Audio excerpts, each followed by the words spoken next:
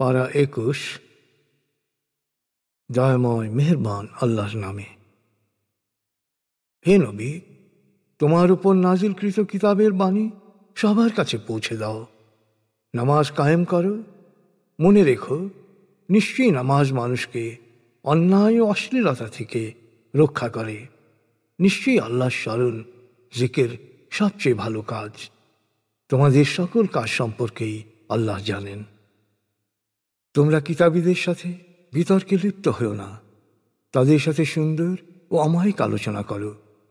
তবে কেউ বাড়াবাড়ি করলে তাদের পরিষ্কারভাবে বলো, আমাদের উপর ও তোমাদের উপর যা নাজিল হয়েছে তা আমরা বিশ্বাস করি। তোমাদের উপাস্য ও আমাদের উপাস্য একই, আর আমরা তাঁর কাছেই সমর্পিত। হে নবী, আমি এমনভাবেই এই কিতাব তোমার উপর নাজিল করেছি যাতে তোমার সম্প্রদায় এবং পূর্ববর্তী কিতাবীরা এতে বিশ্বাস স্থাপন করতে পারে। শুধু সত্য অস্বীকারীরা ছাড়া অন্য কারো পক্ষে আমার আয়াতসমূহ অস্বীকার করা সম্ভব নয়। কারণ তুমি তো ইতপূর্বে কোনো কিতাব পড়নি এবং নিজেও কোনো কিতাব লেখনি। যদি করতে, তাহলে অসত্যের পূজারীরা সন্দেহ করার কারণ খুঁজে পেত। সত্য এই যে বিচার বুদ্ধি প্রয়োগকারীদের জন্যে এই কিতাবে সুস্পষ্ট নিদর্শনাবলী রয়েছে। শুধু হঠকারীরাই এই বাণী ও নিদর্শনাবলী অস্বীকার করতে পারে। এরপরও ওরা বলে, প্রতিপালকের নিকট হতে তার উপর কোনো অলৌকিক নিদর্শন নাজিল হলো না কেন? হে নবী, ওদের বলো, অলৌকিকত্ব তো আল্লাহর ইখতিয়ারে। আমি তো একজন সুস্পষ্ট সতর্ককারী মাত্র। অলৌকিক কোনো কিছুর প্রয়োজন কেন? ওদের কাছে পৌঁছে দেওয়ার জন্যে আমি যে কিতাব নাজিল করেছি অলৌকিক নিদর্শন হিসেবে, তাই কি যথেষ্ট নয়? নিশ্চয়ই বিশ্বাসীদের জন্যে কোরআন রহমত ও উপদেশ স্বরূপ। হে নবী, সত্য অস্বীকারীদের বলো, আমার ও তোমাদের মধ্যে সাক্ষী হিসেবে আল্লাহই যথেষ্ট। মহাকাশ ও পৃথিবীতে যা কিছু আছে সবই তিনি জানেন। যারা মিথ্যা মরীচিকায় বিশ্বাস করে ও আল্লাহকে অস্বীকার করে তারাই ক্ষতিগ্রস্ত হবে। ওরা তোমাকে আল্লাহর শাস্তি ত্বরান্বিত করার জন্যে চ্যালেঞ্জ দিচ্ছে। দিক, আল্লাহ যদি শাস্তির জন্যে সময় নির্ধারিত করে না রাখতেন, তবে অনেক আগেই আযাব ওদের গ্রাস করত। অবশ্যই আকস্মিকভাবে অসতর্ক অবস্থায় আযাব ওদের গ্রাস করবে। ওদের উপর আল্লাহর শাস্তি ত্বরান্বিত করার জন্যে ওরা তোমাকে চ্যালেঞ্জ দিচ্ছে। ওদের নিশ্চিত থাকতে বলো, জাহান্নামের লেলিহান শিখা সত্য অস্বীকারীদের গ্রাস করবেই। সেদিন লেলিহান শিখা ওপর নিচ সব দিক থেকেই ওদের গ্রাস করবে। আর ওদের বলা হবে, দুনিয়ায় যা করেছ সেই কৃতকর্মের ফল ভোগ করো। হে বিশ্বাসী বান্দারা, আল্লাহর দুনিয়া অনেক বড়, সুতরাং তোমরা শুধু আমারই ইবাদত করো। মনে রেখো, প্রত্যেক প্রাণী মৃত্যুর স্বাদ গ্রহণ করবে, তারপর তোমরা আমার কাছে ফিরে আসবে। অপরদিকে যারা বিশ্বাস স্থাপন করেছে এবং সৎকর্ম করেছে, আমি অবশ্যই তাদেরকে জান্নাতে সুরম্য ভবন দান করব, যার পাদদেশে থাকবে প্রবহমান ঝর্ণাধারা। সেখানে তারা থাকবে চিরকাল। সৎকর্মশীলরা আল্লাহর উপর নির্ভরশীল ও ধৈর্যশীল, তাদের জন্যই পুরস্কার কতই না সুন্দর। দুনিয়ায় বহু প্রাণী খাদ্য মজুদ রাখে না।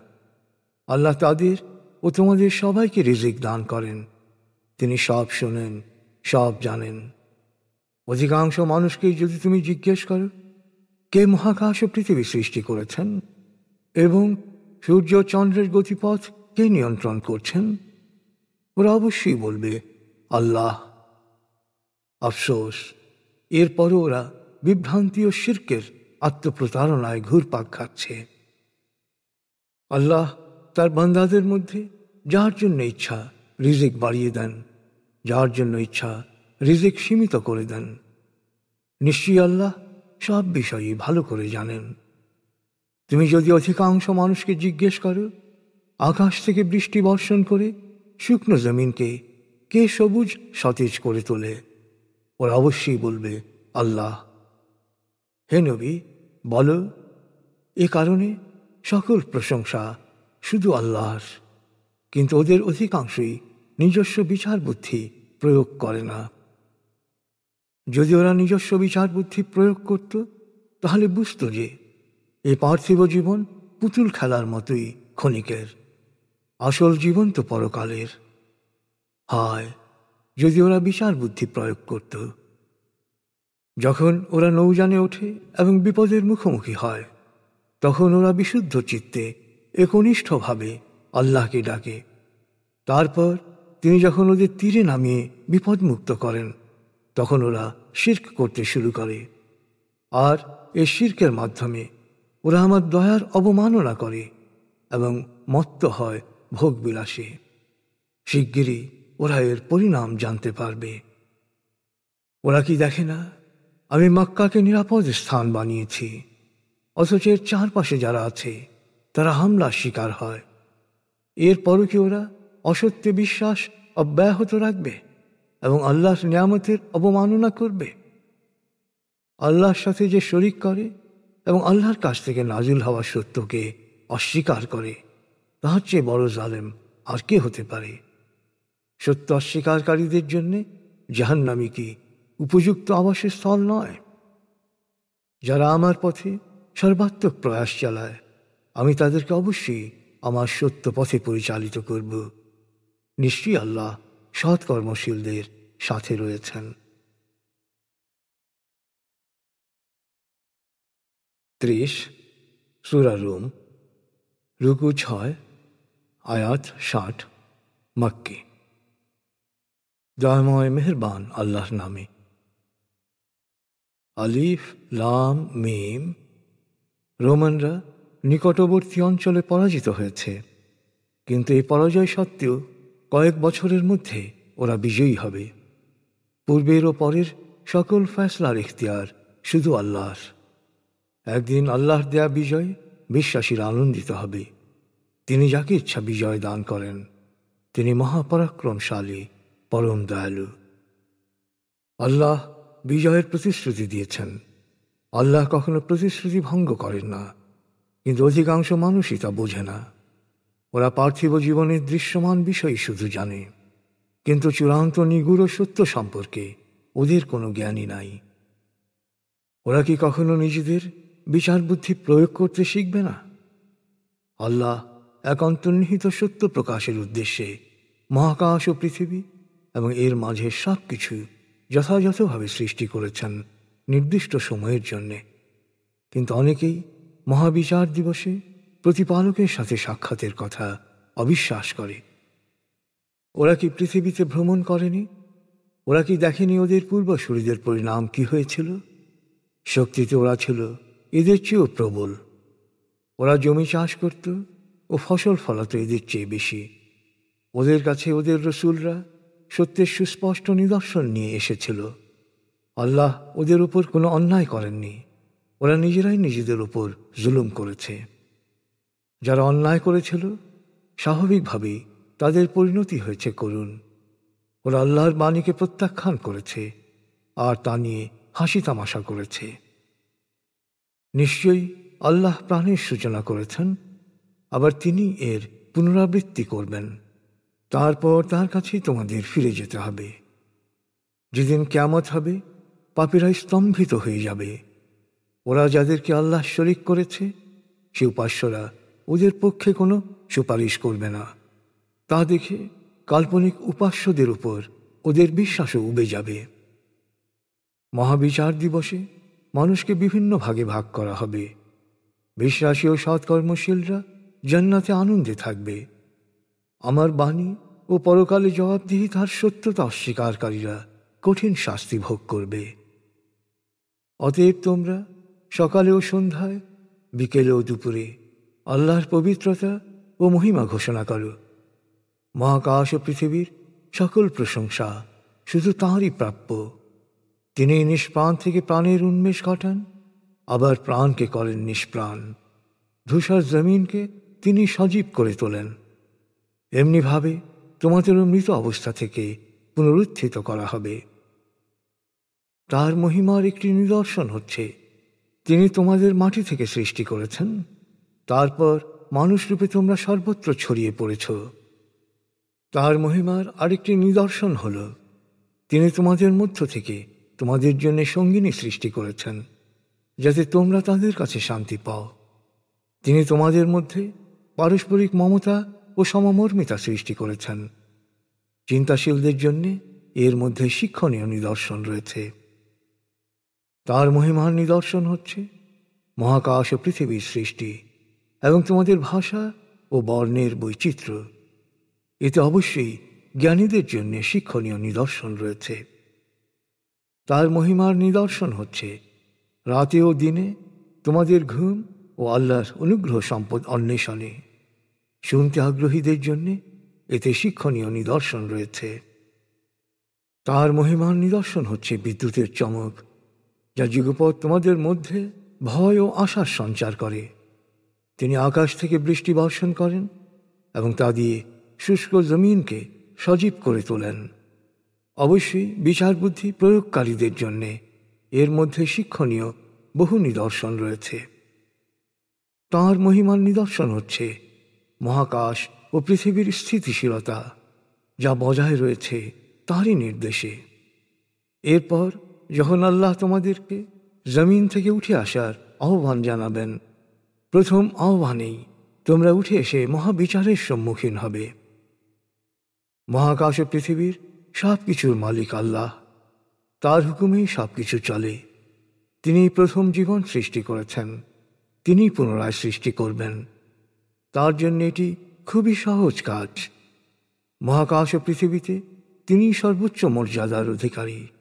তিনি মহাপরাক্রমশালী, প্রজ্ঞাময়। আল্লাহ তোমাদের জন্যে তোমাদের জীবন থেকে দৃষ্টান্ত পেশ করেছেন। আমি তোমাদের যে জীবন উপকরণ দিয়েছি, তাতে তোমরা কি তোমাদের দাস দাসীদের অর্থাৎ অধীনদের সম অংশীদার হিসেবে গ্রহণ করতে সম্মত হবে? তোমরা শক্তিমান সমকক্ষদের যেভাবে সমীহ করো, তাদেরকেও কি সেভাবে সমীহ করে চলতে রাজি হবে? যদি তা না করো, তবে সৃষ্ট কিছুকে আল্লাহ শরীক রূপে কল্পনা করো কিভাবে? যারা বিচার বুদ্ধি প্রয়োগ করতে চায়, তাদের জন্য আমি আমার বাণীকে এমন সহজভাবেই বায়ান করি।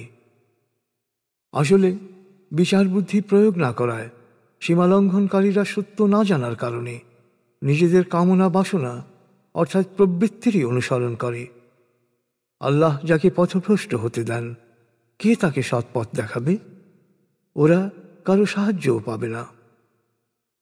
অতএব হে বিশ্বাসীগণ, তোমরা সকল মিথ্যা পরিত্যাগ করে একনিষ্ঠভাবে ধর্মের উপর নিজেদের কায়েম রাখো।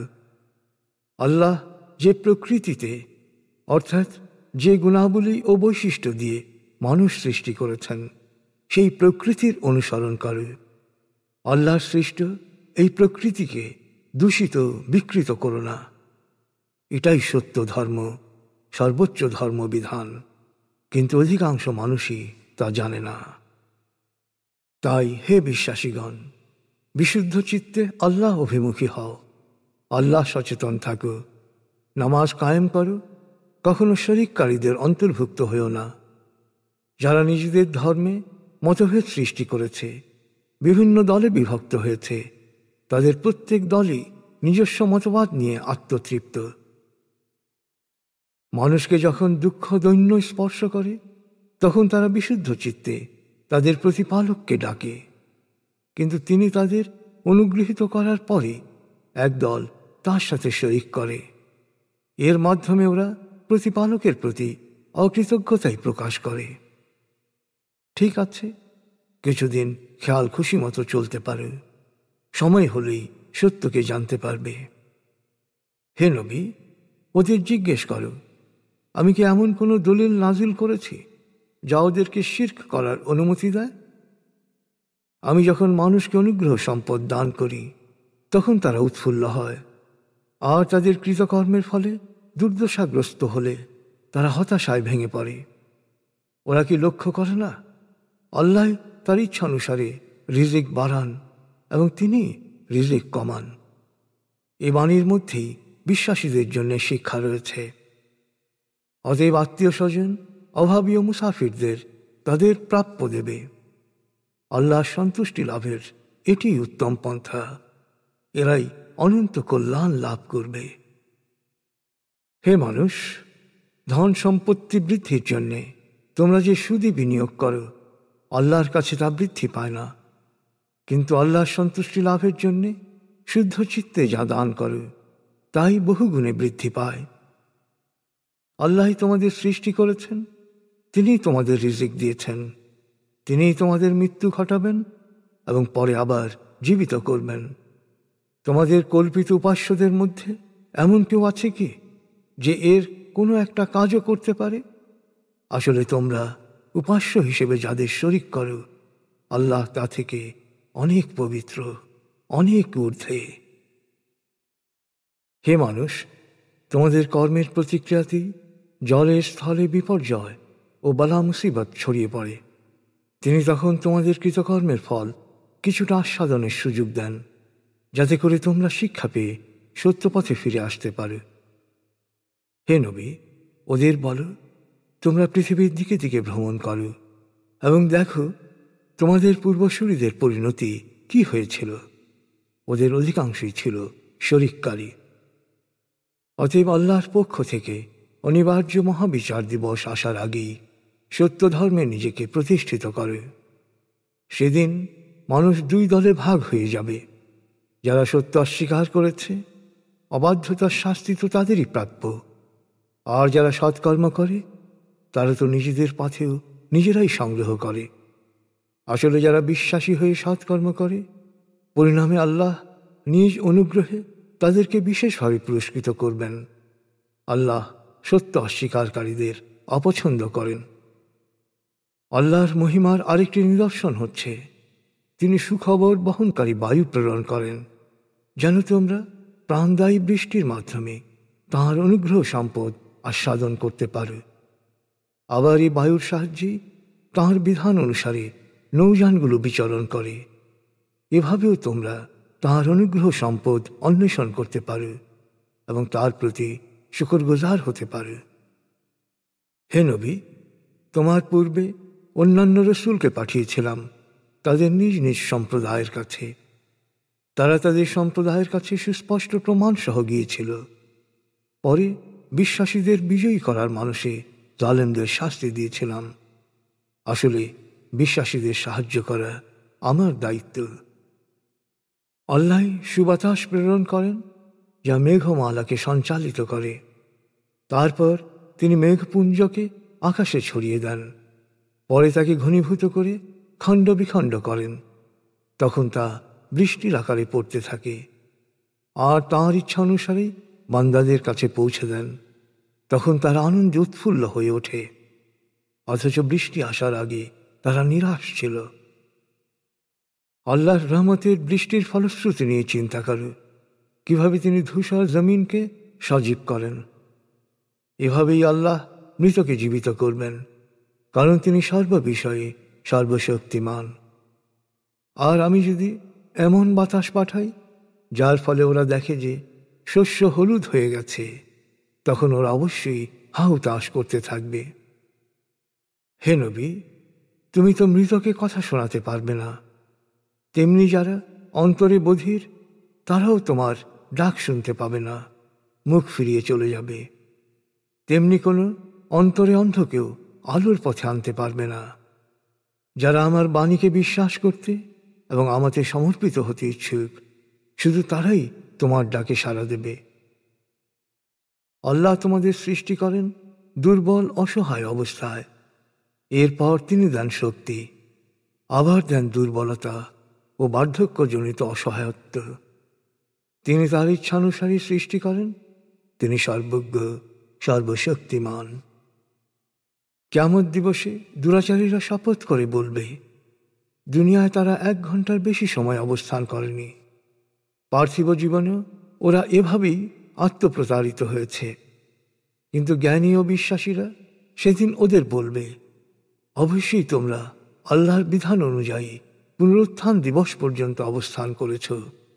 আজ সেই পুনরুত্থান দিবস, যা বিশ্বাস করতে তোমরা ক্রমাগত অস্বীকৃতি জানিয়েছ। সেদিন সীমালঙ্ঘনকারীদের কোনো অজুহাতই কাজে আসবে না, কোনো ধরনের ক্ষমা প্রার্থনারও সুযোগ পাবে না। মানুষের বোঝার সুবিধার জন্যে আমি এই কোরআনে বহু ধরনের দৃষ্টান্ত দিয়েছি। তুমি যদি ওদের কাছে এরপর অন্য ধরনের কোনো নিদর্শনও পেশ করো, তবুও সত্য অস্বীকারীরা বলবে, তুমি তো ছলনার আশ্রয় নিচ্ছ। যারা সত্য জানতে চায় না, আল্লাহ এভাবেই তাদের অন্তরে মোহর মেরে দেন। অতএব হে নবী, সকল প্রতিকূলতার মুখে ধৈর্যে অটল থাকো। আল্লাহর প্রতিশ্রুতি মহাবিচার দিবস সত্য। যারা বিশ্বাসে দৃঢ় নয়, তারা যেন তোমাকে বিচলিত করতে না পারে।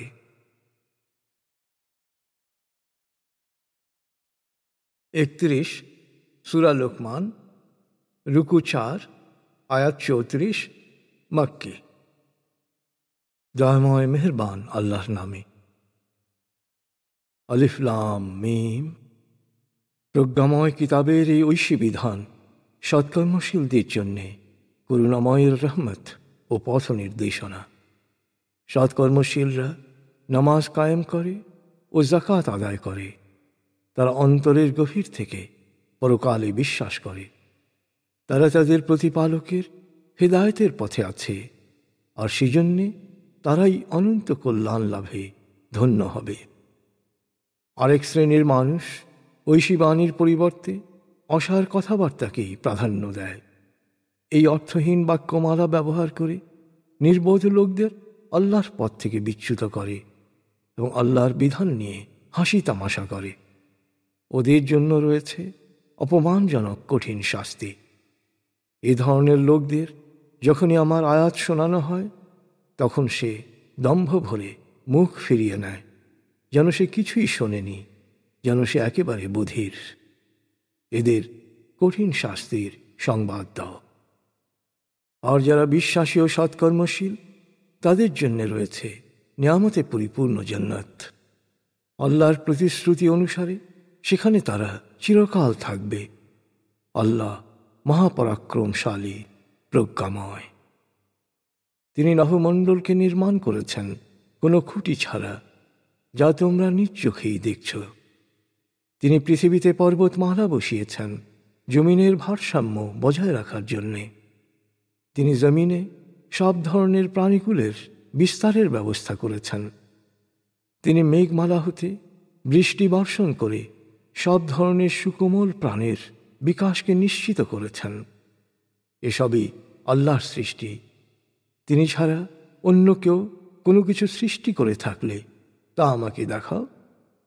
আসলে জালেমরা সুস্পষ্ট বিভ্রান্তিতে নিমজ্জিত। আমি লোকমানকে এ প্রজ্ঞাপূর্ণ জ্ঞান দান করেছিলাম। আল্লাহর প্রতি শুকরিয়া অর্থাৎ কৃতজ্ঞতা প্রকাশ করে।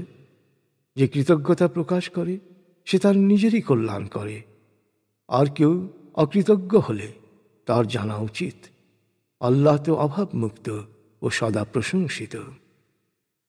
স্মরণ করে লোকমান তার পুত্রকে বলেছিল, হে আমার সন্তান, আল্লাহর সাথে কাউকে শরিক করো না।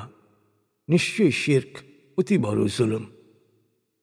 এবং আল্লাহ বলেন, আমি তো সবাইকে তার মা বাবার সাথে সদাচরণের নির্দেশ দিয়েছি। মা কষ্টের পর কষ্ট স্বীকার করে সন্তানকে গর্ভে ধারণ করে, আর তাকে বুকের দুধ ছাড়াতে লাগে পুরো 2 বছর। অতএব আমার প্রতি ও তোমার মা বাবার প্রতি কৃতজ্ঞ হও, কারণ আমার কাছেই তোমাদের ফিরে আসতে হবে। মা বাবাকে সম্মান করো, কিন্তু যেহেতু তুমি জানো আল্লাহর কোনো শরিক নেই, তাই তোমার মা বাবা যদি আমার সাথে কাউকে শরিক করার ব্যাপারে চাপ দেয়, অর্থাৎ আল্লাহর নির্দেশের বিপরীত কোনো কাজ করতে বলে, তাহলে কখনো তাদের সে কথা মানবে না। তবে এরপরও তাদের সাথে সবসময় সুন্দর ব্যবহার করবে, তাদের খিদমত করবে। যারা বিশুদ্ধ চিত্তে আমার পথে চলে, শুধু তাদেরকেই অনুসরণ করবে। তোমাদের সবাইকে শেষ পর্যন্ত আমার কাছেই ফিরে আসতে হবে। তখন জীবনে যা কিছু করেছ সব কিছুই বুঝিয়ে দেয়া হবে। লোকমান বলল, হে আমার সন্তান, সরিষার দানা পরিমাণ কোনো কিছুও যদি পাথরের ভেতরে জমিনের নিচে বা নভমণ্ডলের কোথাও লুকিয়ে রাখা থাকে, তবে আল্লাহ তাও হাজির করবেন। আল্লাহ তো সূক্ষ্মদর্শী, সর্ববিষয়ে অবহিত। হে আমার সন্তান, নামাজ কায়েম করো, অন্যকে সৎকর্মে অনুপ্রাণিত করো ও অসৎকর্মে নিরুৎসাহিত করো, আর বিপদ মুসিবতে ধৈর্য ধারণ করো। এটাই প্রত্যয়ী মানুষের কাজ। কখনো অহংকার বশত মানুষকে অবজ্ঞা করো না, মাটিতে গর্বিতভাবে পা ফেলো না। নিশ্চয়ই আল্লাহ উদ্ধত অহংকারীকে অপছন্দ করেন। হে আমার সন্তান, চালচলনে সুশীল হও, মোলায়েম কণ্ঠে কথা বলো। কখনো কণ্ঠস্বরকে গাধার মতো কর্কশ করো না। নিশ্চয়ই গাধার কণ্ঠস্বর সবচেয়ে কর্কশ।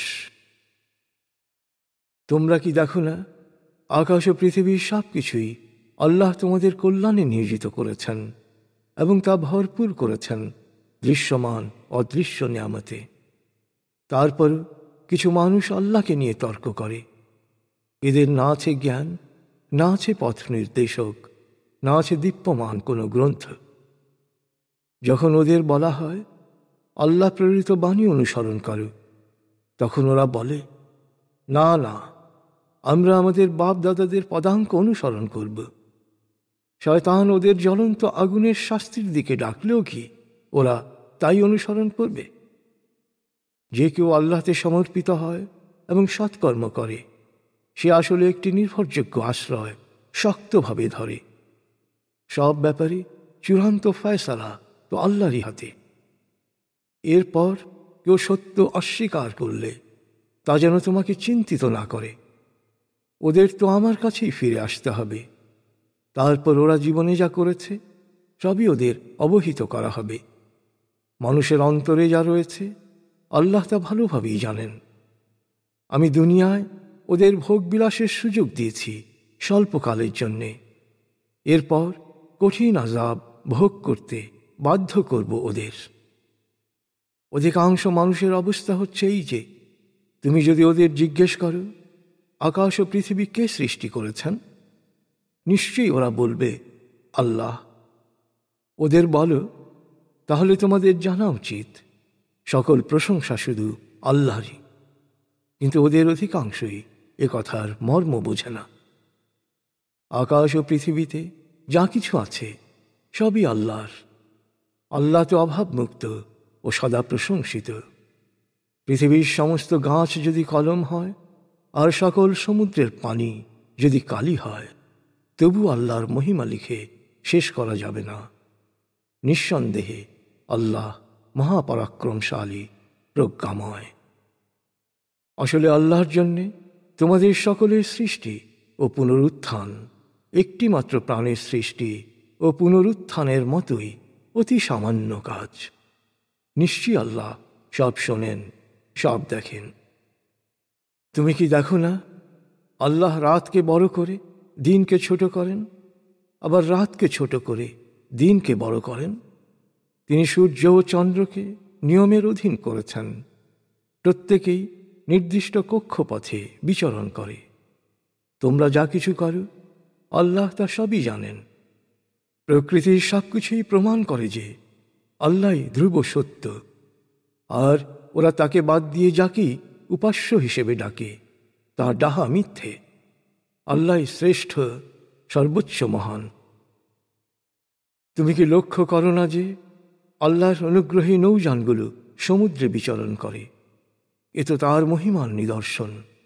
অবশ্যই এতে ধৈর্যশীল ও কৃতজ্ঞ মানুষের জন্যে অনেক নিদর্শন রয়েছে। যখন উত্তাল তরঙ্গে নৌযান দুলতে থাকে, তখন মৃত্যুর মুখোমুখি হয়ে ওরা হৃদয়ের গভীর থেকে আল্লাহকে ডাকে, আনুগত্যের প্রতিজ্ঞা করে। কিন্তু যখন তিনি ওদের উদ্ধার করে তীরে নিয়ে আসেন, তখন ওদের অনেকেই বিশ্বাস আর শিরকের মাঝপথে আটকে যায়। আসলে কেবল মিথ্যাচারী অকৃতজ্ঞ ব্যক্তি আমার নিদর্শনাবলী অস্বীকার করে। হে মানুষ, তোমরা তোমাদের প্রতিপালক সম্পর্কে সচেতন হও এবং ভয় করো সেদিনের, যেদিন পিতা সন্তানের কোনো উপকারে আসবে না, না সন্তান পিতার কোনো উপকার করতে পারবে। অবশ্যই আল্লাহর প্রতিশ্রুত পুনরুত্থান অনিবার্য সত্য। সুতরাং পার্থিব জীবনের মোহ যেন তোমাদের বিভ্রান্ত না করে এবং আল্লাহ সম্পর্কে প্রবঞ্চনামূলক চিন্তা ভাবনাকে প্রশ্রয় দিয়ে শয়তানের ধোঁকায় যেন পড়ে না যাও। নিশ্চয়ই কখন কিয়ামত হবে তা শুধু আল্লাহই জানেন। তিনি মেঘ থেকে বৃষ্টি বর্ষণ করেন, তিনি জানেন জরায়ুতে কি আছে, অথচ কেউই জানে না আগামীকাল তার জন্যে কি অপেক্ষা করছে, এবং কেউ জানে না কোথায় তার মৃত্যু হবে। শুধু আল্লাহই সর্বজ্ঞ, সব বিষয়ে অবহিত।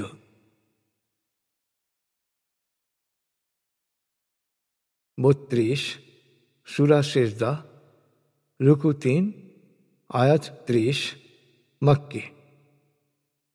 দয়াময় মেহেরবান আল্লাহর নামে। আলিফ লাম মিম। এতে কোনো সন্দেহ নেই যে মহাবিশ্বের প্রতিপালকের কাছ থেকে এই কিতাব নাজিল হয়েছে। ওরা কি বলতে চায় সে নিজে এটা রচনা করেছে? না, কখনো নয়। এই কিতাব তোমার প্রতিপালকের কাছ থেকে তোমার উপর নাজিলকৃত সত্য, যাতে তুমি এমন এক সম্প্রদায়কে সতর্ক করতে পারো যাদের কাছে তোমার পূর্বে অন্য কোনো সতর্ককারী আসেনি। এর দ্বারা তারা হয়তো সত্য পথের সন্ধান পাবে। আল্লাহ মহাকাশ ও পৃথিবী এবং এর মধ্যবর্তী সব কিছু সময়ের 6 স্তরে সৃষ্টি করেছেন। তারপর তিনি আরশে সমাসীন হন। মহাবিচার দিবসে তিনি ছাড়া তোমাদের কোনো সুপারিশকারী নেই, অভিভাবকও নেই। এরপরও কি তোমরা বিষয়টি নিয়ে ভাববে না? মহাকাশের শেষ সীমানা থেকে পৃথিবী পর্যন্ত সকল অস্তিত্বের তিনিই নিয়ন্তা, আর শেষ পর্যন্ত সবাই তাঁর বিচারের মুখোমুখি হবে এক নির্দিষ্ট দিনে। সেই দিনটি মনে হবে তোমাদের হিসাবের 1000 বছরের সমান। যা কিছু দৃশ্যমান আর যা কিছু সৃষ্টির বুদ্ধির অগম্য, সব কিছুই তিনি পরিজ্ঞাত। তিনি মহাপরাক্রমশালী, পরম দয়ালু। তিনি তার প্রত্যেক সৃষ্টিকে সৃজন করেছেন উত্তম রূপে। তিনি কাদামাটি থেকে মানুষ সৃষ্টির সূচনা করেন, তারপর তিনি তার বংশধারা বিস্তারের ব্যবস্থা করেন তুচ্ছ তরল নির্যাস থেকে। পরে তিনি একে সুগঠিত করে রূহ সঞ্চার করেন। তিনি তোমাদেরকে শোনা, দেখা ও বোঝার ক্ষমতা দিয়েছেন, অথচ এই জন্যে তোমাদের কৃতজ্ঞতার প্রকাশ কত কম। ওরা বলে, আমরা মাটিতে মিশে গেলেও কি আমাদের নতুন করে সৃষ্টি করা হবে? ওরা তো ওদের প্রতিপালকের বিচারের মুখোমুখি হওয়ার বাস্তবতাকেই অস্বীকার করে। হে নবী, ওদের বলো, মৃত্যুর ফেরেশতা তোমাদের প্রাণ হরণ করবে, আর নির্ধারিত দিনে তোমাদের ফিরিয়ে আনা হবে তোমাদের প্রতিপালকের কাছে। মহাবিচার দিবসের অবস্থা, হে নবী, যদি তুমি দেখতে, সেদিন দুরাচারীরা তাদের প্রতিপালকের সামনে মাথা নিচু করে বলবে, হে আমাদের প্রতিপালক, এখন আমরা সব কিছু দেখেছি, সব কিছু শুনেছি। তুমি আমাদের আবার পৃথিবীতে ফেরত পাঠিয়ে দাও, যাতে আমরা সৎকর্ম করতে পারি, কারণ এখন আমরা সত্য সম্পর্কে নিশ্চিত বিশ্বাসী। তখন তিনি দুরাচারীদের বলবেন, আমি ইচ্ছা করলে প্রতিটি মানুষকে সৎ পথে চলতে বাধ্য করতে পারতাম, কিন্তু আমি স্বাধীনতা দিয়েছি, ফলে আমি জিন ও মানুষ দিয়ে জাহান্নাম পূর্ণ করব। আমার এ কথা সত্য হল। অতএব এখন তোমরা তোমাদের শাস্তির স্বাদ গ্রহণ করো। তোমরা এই দিনে আমার বিচারের মুখোমুখি হওয়ার কথা ভুলে গিয়েছিলে, আমিও তোমাদের ভুলে গেলাম। এখন তোমাদের কর্মফল হিসেবে স্থায়ী শাস্তি ভোগ করতে থাকো। সত্যিকার বিশ্বাসী তারাই যারা আমার বাণী শোনা মাত্র সেজদায় লুটিয়ে পড়ে, অহংকার মুক্ত হয়ে তাদের প্রতিপালকের মহিমা কীর্তন করে। এই আয়াতটি সেজদার আয়াত। তারা রাতে শয্যা ত্যাগ করে তাদের প্রতিপালককে ডাকে শঙ্কাজড়িত প্রত্যাশায়, আর প্রাপ্ত রিজিক থেকে তারা অন্যের জন্য ব্যয় করে। এই বিশ্বাসীদের সৎকর্মের প্রতিফল হিসেবে পরকালে কি চোখ জুড়ানো পুরস্কার গোপনে রাখা আছে, কোনো মানুষের পক্ষেই সম্ভব নয় তা কল্পনা করা। অতএব পার্থিব জীবনে একজন বিশ্বাসীর সাথে কি একজন সত্যত্যাগীর কোনো তুলনা হতে পারে? না, তারা কখনো তুল্য নয়, সমান নয়। যারা বিশ্বাস করে এবং সৎকর্ম করে, তাদের কর্মফল হিসেবে তারা হবে জান্নাতের স্থায়ী মেহমান। সত্যত্যাগী ও দুরাচারীদের স্থায়ী ঠিকানা হবে জাহান্নাম। ওরা বারবার জাহান্নাম থেকে বেরিয়ে আসতে চাইবে, কিন্তু বারবার ওদেরকে আগুনের মধ্যে ঠেলে দেয়া হবে। বলা হবে, এসেই জাহান্নাম যাকে তোমরা মিথ্যা মনে করতে, এখন আগুনের স্বাদ গ্রহণ করে। অবশ্য চূড়ান্ত শাস্তি দেওয়ার আগে আমি অবশ্যই দুনিয়ায় ওদের হালকা আযাবের ব্যবস্থা করব, যাতে ওরা অনুতপ্ত হয়ে সত্যের পথে ফিরে আসার সুযোগ পায়। প্রতিপালকের বাণী স্মরণ করিয়ে দেওয়ার পর যে ব্যক্তি তা থেকে মুখ ফিরিয়ে নেয়, তার চেয়ে বড় সীমালঙ্ঘনকারী আর কে হতে পারে? যারা এভাবে পাপে নিমজ্জিত হয়, তারা অবশ্যই কঠিন শাস্তি পাবে। হে নবী, আমি এর আগে মূসার প্রতি কিতাব নাজিল করেছিলাম। অতএব কোরআন নাজিল হওয়া সম্পর্কে তোমার মনে কোনো ধরনের সন্দেহ সৃষ্টি হওয়ার অবকাশ নেই। আমি মূসার কিতাবকে বনী ইসরায়েলের জন্য পথ নির্দেশক বানিয়েছিলাম। একইভাবে তোমার কিতাবকেও পথ নির্দেশক বানিয়েছি। আমি বনী ইসরায়েলের মধ্য থেকে বহু ধর্মীয় নেতা মনোনীত করেছিলাম। তারা বিশ্বাসে দৃঢ় ছিল, ছিল ধৈর্যশীল। তারা আমার বিধিবিধান অনুসারে অন্যদের পথ নির্দেশনা দিত। হে নবী, ওরা যেসব বিষয়ে পরস্পর মতবিরোধে লিপ্ত, পুনরুত্থান দিবসে আল্লাহ নিজেই সে ব্যাপারে চূড়ান্ত ফয়সলা করে দেবেন। ওদের পূর্বে কত জনপদকেই না আমি ধ্বংস করে দিয়েছি।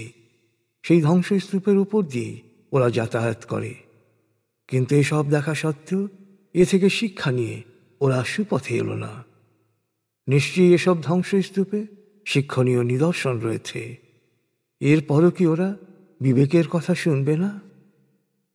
ওরা কি লক্ষ্য করে না, আমি ঊষর ভূমিতে পানি প্রবাহিত করি, তার সাহায্যে তৃণলতা শস্য উৎপাদনের ব্যবস্থা করি, যা থেকে আহার করে ওরা এবং ওদের গবাদি পশুরা। তবুও কি ওরা বাস্তবতাকে উপলব্ধি করবে না?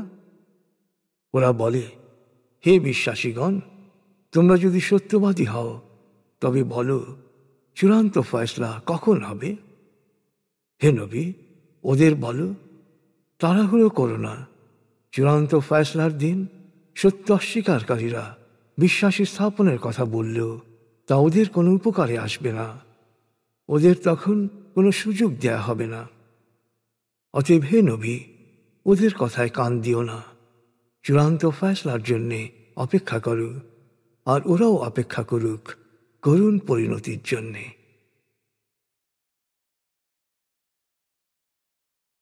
33 সূরা আহজাব, রুকু 9, আয়াত 73, মাদানী।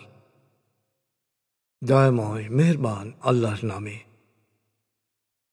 হে নবী, আল্লাহ সচেতন থাকো। তুমি সত্য অস্বীকারী ও মুনাফিকদের কথা শুনো না। নিশ্চয়ই আল্লাহ সর্বজ্ঞ, প্রজ্ঞাময়। তোমার প্রতিপালকের তরফ থেকে যে ওহী নাজিল হয়েছে তা অনুসরণ করো। তোমরা যা করো আল্লাহ সে বিষয়ে পূর্ণ ওয়াকিফাল। তুমি আল্লাহর উপর ভরসা রাখো। নিঃসন্দেহে কর্মবিধায়ক হিসেবে আল্লাহই যথেষ্ট। আল্লাহ কোনো মানুষের ভেতরে দুটি হৃদয় স্থাপন করেননি। একইভাবে তোমরা তোমাদের স্ত্রী সম্পর্কে যতই ঘোষণা করো না কেন, তোমার শরীর আমার জন্যে আমার মায়ের শরীরের মতোই হারাম। তিনি তোমাদের স্ত্রীকে কখনোই তোমাদের জননী করেননি। একইভাবে তিনি কখনোই তোমাদের দত্তক পুত্রকে তোমাদের রক্তীয় পুত্র করেননি। এগুলো তোমাদের মুখের কথা। আল্লাহ প্রকৃত সত্য জানেন, তিনি সত্য পথ নির্দেশ করেন। তোমরা ওদেরকে ডাকো ওদের পিতৃ পরিচয়ে। তোমাদের প্রতিপালকের কাছে এটি অধিক ন্যায়সঙ্গত। যদি তোমরা ওদের পিতৃ পরিচয় না জানো, তবে ওদেরকে ধর্মের ভাই বা বন্ধু হিসেবে গ্রহণ করো এ ব্যাপারে কোনো ভুল করলে তোমাদের কোনো দোষ নেই, কিন্তু ইচ্ছাকৃতভাবে করলে ভিন্ন কথা। নিশ্চয়ই আল্লাহ অতীব ক্ষমাশীল, পরম দয়ালু। বিশ্বাসীদের কাছে রসুল সবচেয়ে আপন, আর রসুলের স্ত্রীরা বিশ্বাসীদের মা। আল্লাহর বিধান অনুসারে বিশ্বাসী আনসার ও মুহাজিরদের মধ্যে যারা পরস্পর আত্মীয়, সম্পত্তির উত্তরাধিকার হওয়ার জন্যে তারা অধিক হকদার। তা সত্ত্বেও তোমরা ঘনিষ্ঠ বন্ধু বান্ধবদের প্রতি আনুকূল্য ও ভালো ব্যবহারে কোনো ত্রুটি করো না। এ কথাটিও লেখা আছে অমোঘ লিপিকা লৌহে মাহফুজে। হে নবী, স্মরণ কর, আমি নবীদের কাছ থেকে, তোমার কাছ থেকে, নূহ, ইব্রাহিম, মূসা ও মরিয়ম পুত্র ঈসার কাছ থেকে অঙ্গীকার নিয়েছিলাম। আমি তো নবীদের কাছ থেকে অলঙ্ঘনীয় অঙ্গীকার নিয়েছিলাম, যাতে আমি সত্যবাদীদের জিজ্ঞাসাবাদ করতে পারি যে তারা তাদের আহ্বানে কতটুকু সাড়া পেয়েছিল। নিশ্চয়ই তিনি সত্য অস্বীকারীদের জন্যে প্রস্তুত রেখেছেন যন্ত্রণাদায়ক শাস্তি। হে বিশ্বাসীগণ, স্মরণ করো তোমাদের উপর আল্লাহর অনুগ্রহের কথা। শত্রু বাহিনী যখন তোমাদের উপর ঝাঁপিয়ে পড়েছিল, তখন আমি ওদের বিরুদ্ধে ঘূর্ণিঝড় ও অদৃশ্য বাহিনী পাঠিয়েছিলাম। আসলে তোমরা যা করো আল্লাহ তা দেখেন। স্মরণ করো, শত্রু বাহিনী যখন উপর ও নিচ দুদিক থেকেই তোমাদের উপর হামলা করল, তখন তোমাদের চোখ হয়েছিল বিস্ফারিত, প্রাণ হয়েছিল কণ্ঠাগত, আর মন হয়েছিল আল্লাহ সম্পর্কে পরস্পর বিরোধী ভাবনায় আচ্ছন্ন। আসলে বিশ্বাসীরা তখন পড়েছিল গুরুতর পরীক্ষায়, হয়েছিল আতঙ্ক কম্পিত। আর মুনাফেকরা, যাদের অন্তরই রুগ্ন, তারা একে অপরকে বলেছিল, আল্লাহ ও তার রসুলের প্রতিশ্রুতি প্রতারণা ছাড়া কিছুই নয়। আর ওদের আরেক দল বলেছিল, হে মদিনাবাসীরা, তোমরা শত্রুর মোকাবেলা করতে পারবে না, তাই ঘরে ফিরে যাও। এরপর এদের মধ্যে একটি দল এসে নবীর কাছে ফিরে যাওয়ার অনুমতি চেয়ে বলল, আমাদের ঘর বাড়ি অরক্ষিত, অতএব যাওয়ার অনুমতি দিন। অথচ তাদের ঘর বাড়ি অরক্ষিত ছিল না, রণক্ষেত্র থেকে পালানোই ছিল তাদের উদ্দেশ্য। যদি চারদিক থেকে শত্রুরা মদিনায় ঢুকতে পারত, তাহলে এই মুনাফেকদের সাথে মিলিত হওয়ার পর ওদেরকে বিদ্রোহের উস্কানি দিলে ওরা তখনই বিদ্রোহ করে বসত। অথচ ওরাই পূর্বে আল্লাহর সাথে অঙ্গীকার করেছিল যে ওরা কখনো রণক্ষেত্র থেকে পালাবে না। আল্লাহর সাথে করা এই অঙ্গীকারের জবাব অবশ্যই ওদের দিতে হবে। হে নবী, এ মুনাফেকদের বলো, তোমরা যদি মৃত্যু বা নিহত হওয়ার ভয়ে পালিয়ে যাও, তাতে তোমাদের কোনো লাভ হবে না। এরপর জীবনকে উপভোগ করার সময় খুব অল্পই পাবে। হে নবী, বলো, আল্লাহ যদি তোমাদের ক্ষতি করতে চান, তবে কে তোমাদের রক্ষা করবে? আর তিনি যদি তোমাদের অনুগ্রহ করতে চান, তবে কে তোমাদের বঞ্চিত করবে? ওরা কি জানে না আল্লাহ ছাড়া কেউ ওদের রক্ষা করতে পারবে না, কেউ ওদের সাহায্য করতে পারবে না? আল্লাহ ভালো করেই জানেন তোমাদের মধ্যে কারা যুদ্ধে অংশগ্রহণে বাধা দেয়, আর কারা তাদের স্বজনদের বলে, আমাদের সাথে এসো, শত্রুর মোকাবেলা করো, কিন্তু নিজেরা যুদ্ধে কমই অংশ নেয়। তোমাদের সাথে মিশে যেতে ওরা কুণ্ঠিত। ওরা যখন বিপদের মুখোমুখি হয়, তখন ভীত চকিত চোখে তোমার দিকে তাকায় সাহায্যের আশায়।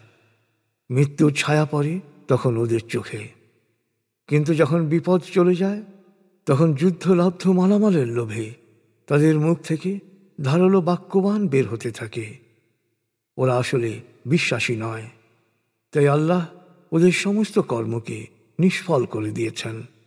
আর আল্লাহর জন্যে এ খুব সহজ কাজ। ওরা মনে করে অবরোধকারী শত্রু বাহিনী চলে যায়নি, যদি শত্রু বাহিনী আবার এসে পড়ে। এই আশঙ্কায় এ মুনাফেকরা মরুভূমির বেদুইনদের মাঝে নিরাপদ দূরত্বে থেকে তোমাদের খোঁজ খবর রাখাকেই বেশি পছন্দ করবে। আর ওরা যদি নিজেদেরকে তোমাদের মাঝে দেখতে পায়, তবে যুদ্ধে ওরা খুব কমই অংশগ্রহণ করবে। যারা আল্লাহ ও মহাবিচার দিবস সম্পর্কে সচেতন এবং আল্লাহকে বেশি বেশি স্মরণ করে, তাদের জন্য আল্লাহ রসুলের মধ্যেই রয়েছে সর্বোত্তম আদর্শ। বিশ্বাসীরা শত্রু বাহিনীকে দেখেই বলে উঠল, আল্লাহ ও তার রসুল সত্য বলেছিলেন। এই ঘটনায় তাদের বিশ্বাস ও আনুগত্য আরও বেড়ে গেল। বিশ্বাসীদের মধ্যে অনেকেই আল্লাহর সাথে তাদের অঙ্গীকার পূরণ করেছে। তাদের কেউ শহীদ হয়েছে, কেউ সময় আসার অপেক্ষায় রয়েছে। তারা তাদের অঙ্গীকারে অটল। মানুষকে এ ধরনের ঘটনার মুখোমুখি করা হয় যাতে আল্লাহ সত্যবাদীদের তাদের অঙ্গীকার রক্ষার জন্যে পুরস্কৃত করতে পারেন এবং শরিককারীদের শাস্তি দিতে পারেন। আবার তারা অনুশোচনা করলে ক্ষমাও করে দিতে পারেন। নিশ্চয়ই আল্লাহ অতীব ক্ষমাশীল, পরম দয়ালু। প্রচণ্ড আক্রোশে আগ্রাসন চালাতে এলেও সত্য অস্বীকারীদের আল্লাহ খালি হাতে ফিরে যেতে বাধ্য করলেন। যুদ্ধে বিশ্বাসীদের রক্ষা করার জন্যে আল্লাহই ছিলেন যথেষ্ট। আল্লাহ তো সর্বশক্তিমান, মহাপরাক্রমশালী। পূর্ববর্তী কিতাবীদের মধ্যে যারা ওদের সাহায্য করেছিল, তিনি তাদের অন্তরে ভীতির সঞ্চার করে দুর্গ থেকে নামতে বাধ্য করেছিলেন। তাদের কতক নিহত হল, আর কতক তোমাদের হাতে বন্দী হল। আর তিনি তোমাদেরকে তাদের জায়গা জমি, ঘর বাড়ি ও সম্পত্তির উত্তরাধিকারী করলেন, আর প্রতিশ্রুতি দিলেন এমন দেশের যেখানে তোমরা এখনো পা ফেলনি। আল্লাহ সর্ববিষয়ে সর্বশক্তিমান। হে নবী, তুমি তোমার স্ত্রীদের বলো, তোমরা যদি পার্থিব ভোগ বিলাস কামনা করো, তাহলে এসো, আমি তোমাদের বিলাস সামগ্রীর ব্যবস্থা করে দেই এবং সৌজন্যের সাথে তোমাদের বিদায়ের ব্যবস্থা করি। আর তোমরা যদি আল্লাহ, তার রসুল এবং পরকালীন জীবনের সাফল্য চাও, তাহলে মনে রেখো, তোমাদের মধ্যে যারা সৎকর্ম করবে, আল্লাহ তাদের জন্যে মহাপুরস্কার প্রস্তুত করে রেখেছেন। হে নবী পত্নীগণ, তোমাদের মধ্যে কেউ প্রকাশ্য অশ্লীল কাজ করলে তার শাস্তি হবে অন্য পাপীদের চেয়ে দ্বিগুণ, আর আল্লাহর জন্যে এটা করা খুবই সহজ।